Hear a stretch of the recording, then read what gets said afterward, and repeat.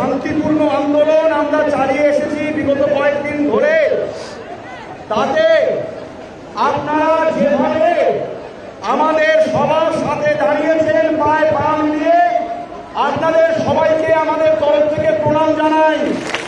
মনে রাখবেন, এই আন্দোলন কিন্তু অনেক দীর্ঘ হবে।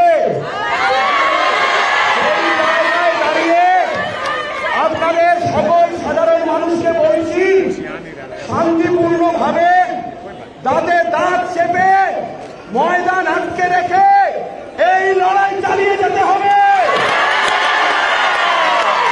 আপনাদের অনুরোধ করছি, আপনারা যেন এই লড়াইয়ের ময়দান ছেড়ে না যান। আপনাদেরকেও আমাদের সাথে চাই।